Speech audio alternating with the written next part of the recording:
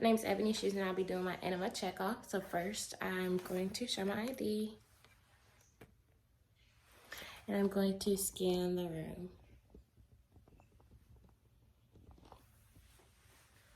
So first, I'm going to verify procedure and hospital policies.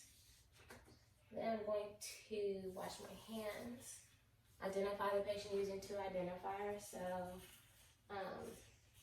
the patient's name is Jaguar Jones, and the date of birth is 8/25/1963, 8/25/1963. I'm going to explain the procedure. So today, Ms. Jaguar Jones will be giving you an enema, if that's okay with you. And I'm going to assess allergies. So she's allergic to penicillin, and today what we're giving you, Ms. Jaguar Jones, is not penicillin. So then I'm going to gather my equipment. And these are my two bedpans. So the use of bedpans are to help patients who have trouble with mobility to use the bathroom if they can't get in and out of the bed. This is a fractured bedpan. This is for patients who can't really move their hips. This goes towards the butt. This is by the thighs, and that handle is for an easy way to pull it out. This is a normal bedpan, so this wide part goes by the butt. The narrow end is going to be by the thighs facing outward. These bedpans catch urine and stool while the patient urinates or poops. And the use of the IV pole is to hang fluids or medication on it. You can also hold an enema on it. So I'm going to go ahead and wash my hands again. I'm going to don my goggles and my gloves.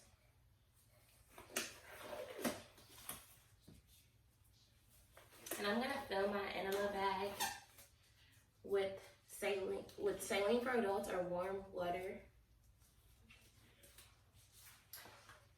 with 750 to 1,000 milliliters of warm water or saline.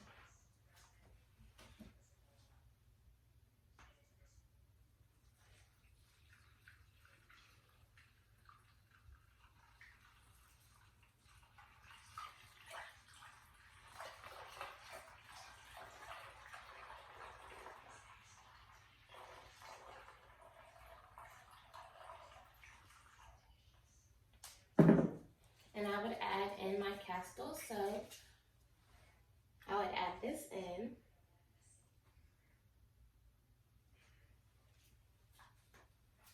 Gently agitate the bag so that the soap and the water mixes, or if I was using saline and soap. And I want to make sure I prime the tubing because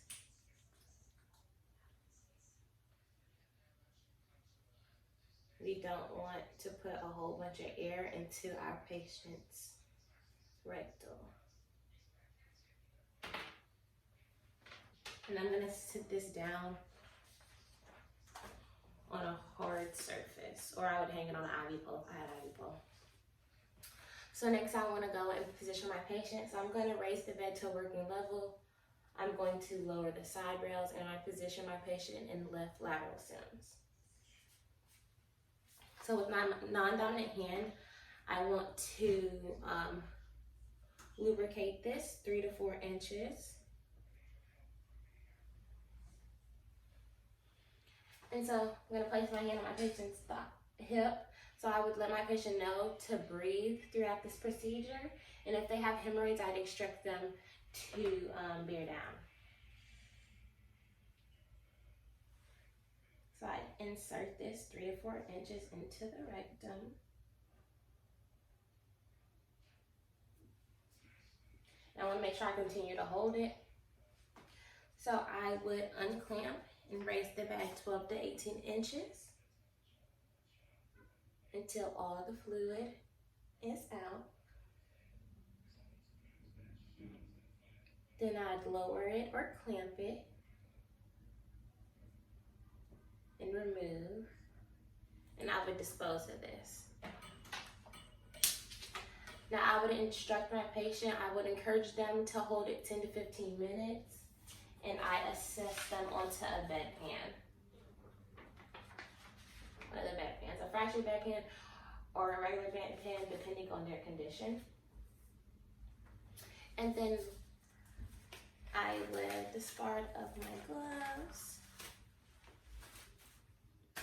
And I would instruct, encourage them to hold it 10 to 15 minutes, assess them onto a bedpan, and then I would document my patient's response, the color and the amount of the fluid returned, the type of the enema I gave them, and things like that.